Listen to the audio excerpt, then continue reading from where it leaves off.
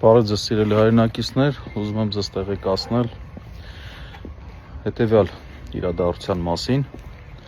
Այսօր փետրվարի 14-ին պատմական մի գործողություն տեղի ունեցավ, որը կարելի ասել ամոթի գործողություն։ Այսօր Հայաստանի Հանրապետության դատախազությունը քրեական հետապնդում է հարուցել Ամենայն Հայոց կաթողիկոսի նկատմամբ եւ քննիչն էլ փորձել է հարցաքննել Վեհապար Հայրապետին։ Վեհապար Հայրապետը մեղադրվում է դատական ակտի կատարմանը խոչընդոտելու մեղադրանքով,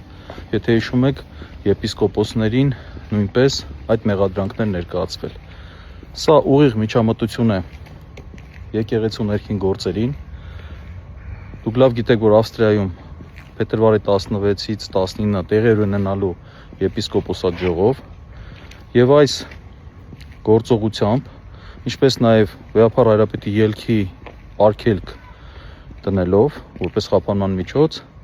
խոչընդոտում է եպիսկոպոսատ ժողովի անցկացումը։ Ընդ որում, ինչպես հիշում եք, երեք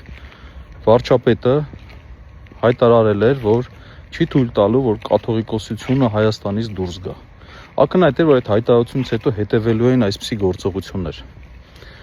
Ափսոսում եմ իհարկե այն քննիչներին, դատախազներին, որոնք ներգրաված են այս հակաեկեղեցական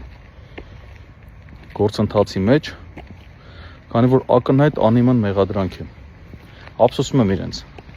Եվ անկեղծ որոշակի նաև զարույթով եմ լցվում, որ ինչպես կարող է մարդը թույլ տալ որոշ կարմիր գծեր հատել։ Բայց այսօրվա հարցաքննության ժամանակ էլ ուզում տեղեկացնել, որ ինքս էլ նույն բացական վերաբերմունքով էի նայում քննիչին, բայց վերջում Վեհապար Հայրապետը օրհնեց քննիչին եւ նրա ընտանիքին։ Ինչը ես չէի կարող անել, բայց Վեհապար Հայրապետը այդպիսին է։ Ցավում եմ այս իրավիճակի համար, սա պատմական ամոթի օր է լինելու։ Ես վստահ եմ, որ այս իշխանությունը ավելիին է գնալու, ավելի վատ գործողությունների, բայց սա հերթական արձանագրումն էր։ Ես վստահ եմ, որ եկեղեցուն